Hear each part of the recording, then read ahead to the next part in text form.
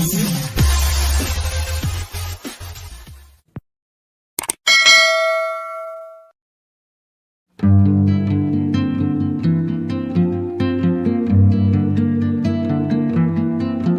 pengagum Soeharto. Di ruangan seluas sekitar 500 meter persegi itu bertebaran wajah Soeharto. Ia dilukis dalam berbagai gaya, momen, dan mimik. Mulai dari yang berpakaian militer dengan tangan menghormat, bersama Soekarno, dan juga yang bersisi-sisian dengan Jenderal Sudirman. Semua imaji itu tersaji dalam kanvas berbagai ukuran, hasil lukisan Djoko Timun. Pria bernama asli Djoko Mursabdo itu adalah seniman pengagum Soeharto yang tinggal di Yogyakarta. Kecintaannya terhadap Soeharto diwujudkan dalam bentuk karya lukis. Selain mencintai Soeharto, Djoko juga kagum pada Presiden kedua Indonesia itu. Saya hanya mengekspresikan kekaguman saya, terlepas baik dan buruknya, beliau adalah bagian dari sejarah bangsa, kata Djoko kepada wartawan di Yogyakarta Switzi Sabandar. Beberapa hal yang dipuji Djoko dari Soeharto antara lain gaya kepemimpinan, pembangunan semasa pemerintahannya, karisma, hingga gaya hidup Jawa dan nilai-nilai kejawen yang dianutnya.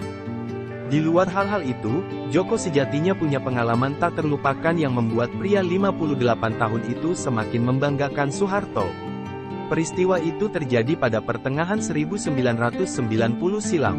Ketika itu Soeharto berkunjung ke Yogyakarta guna meresmikan kampus terpadu Universitas Islam Indonesia. Kebetulan rumah Djoko berdekatan dengan kampus dan rombongan presiden akan melewatinya. Ia menyiapkan anak-anak untuk mengayunkan bendera kecil di tangan ketika Soeharto melintas. Tak disangka, mobil kepresidenan berisi Soeharto dan Ibu Negara Tien Soeharto berhenti di depannya.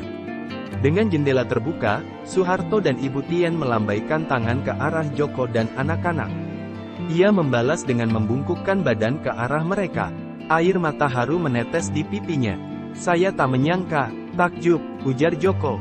Kejadian itu membuat lulusan Institut Seni Indonesia, ISI, Yogyakarta itu semakin kagum dan menuangkan kekagumannya dalam karya lukis. Total ia sudah melukis lebih dari 70 karya bertema Soeharto dan ada karyanya yang dibeli oleh Putri Soeharto. Bentuk-bentuk kecintaan terhadap Soeharto lainnya. Selain Djoko, para pecinta dan pengagum Soeharto masih banyak. Bahkan sebagian bisa dijumpai di jalanan, yakni truk yang bergambar Soeharto dengan tulisan, "Piye kabare, Isa pena zaman kutu." Selain dalam bentuk karya, ada juga yang menunjukkan kecintaannya terhadap Soeharto dengan mengunjungi Museum Soeharto di Yogyakarta dan makamnya di Astana Giribangun, Solo, Jawa Tengah.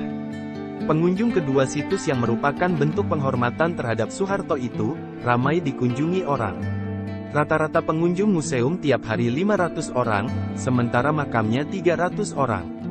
Angka itu akan melonjak di hari-hari libur dan hari besar lainnya. Peziarahnya memang beraneka ragam. Saya beberapa kali melihat peziarah yang begitu tiba di dalam makam terus menangis. "Ingat almarhum," kata juru kunci makam Astana Giribangun, Sukirno kepada kontributor BBC Indonesia Fajar Shodiq. Sukirno mencatat ragam pengunjung makam Soeharto membentang dari warga biasa, pengurus partai berkarya, hingga jenderal yang menjadi panglima salah satu Kodam. "Dari Sabang sampai Merauke," ujarnya. Hal yang sama juga didapati di Museum Soeharto yang ada di Dusun Kemusuk, Bantul. Variasi orang yang berkunjung mulai dari yang hendak bernostalgia zaman Soeharto, hingga yang masih muda dan tak mengalami pemerintahan zaman Soeharto. Beberapa tokoh yang pernah mengunjungi museum itu antara lain Presiden Susilo Bambang Yudhoyono, Ketua Umum Gerindra Prabowo, hingga keturunan Soeharto. "Yang lumayan sering Mbak Titik dan Mbak Tutut," kata Gatot Nugroho, wakil kepala museum. Pardiono, 64 tahun, adalah salah satu contoh yang merindukan zaman Soeharto. Pria pensiunan Dinas Pekerjaan Umum DIY itu datang bersama kelompok lanjut usianya yang berasal dari Baturetno, Bantul. Mereka khusus berkunjung ke museum itu untuk mengenang kepemimpinan Soeharto, sekaligus merayakan ulang tahun paguyubannya. "Saya tidak mau membandingkan pemerintahan beliau dengan yang sekarang," kata Pardiono. Menurut dia, setiap pemerintahan punya kelebihan dan kekurangan masing-masing. Ditanya soal tudingan pelanggaran HAM dan korupsi yang melekat pada Soeharto, Pardiono menjawab, "Itu politik, saya tidak tahu." 1001 alasan untuk mencintai Soeharto. Orang-orang seperti Pardiono biasanya mendambakan kepemimpinan Soeharto yang dinilai tegas dan keamanan terjamin. Mereka membandingkan Orde Baru dan zaman pasca reformasi, kata Wakil Kepala Museum Soeharto, Gatot Nugroho. Menurut Gatot, era reformasi pasca Soeharto belum memenuhi keinginan rakyat. Pasalnya, masih banyak yang merindukan kepemimpinan Soeharto. Jika reformasi berhasil, nama Soeharto pasti tenggelam, kata dia. Bahkan, lanjut Gatot, ada juga pengunjung yang datang dan menangis merindukan zaman Soeharto. Ada yang sampai pelataran gedung Atmo Sudiro saja, sudah menangis karena teringat zaman dia bekerja dulu, ujarnya.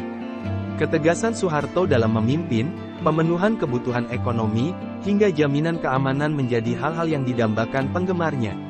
Seperti yang diungkapkan Suprobo, 63 tahun, penggemar Soeharto asal Solo.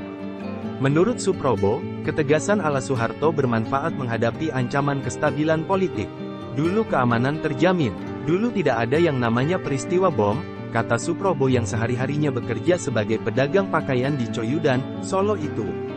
Hal yang kurang lebih sama yang menjadi alasan didirikannya Partai Berkarya, yang dipimpin putra bungsu Soeharto, Hutomo Mandala Putra atau Tommy Soeharto. Nama besar keluarga Cendana menjadi jualan utama Partai Berkarya ini.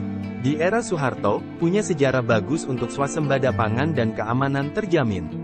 Pak Tommy ingin meneruskan kinerja ayahnya yang belum terselesaikan, fungsionaris sekaligus mantan Ketua Umum Partai Berkarya, Neneng Atuti saat ditemui di Astana Giribangun.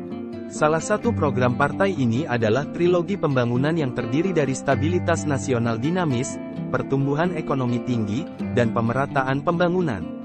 Di Komisi Pemilihan Umum, partai ini tercatat memiliki lebih dari 400.000 anggota. Bagaimana menurut kalian? Apakah kalian merindukan sosok pemimpin seperti Soeharto? Tulis pendapat kalian di kolom komentar. 3 triliun, kemudian daripada sisa hasil usahanya 225 miliar rupiah, merupakan gerakan yang tidak kecil. Hal ini terus didorong.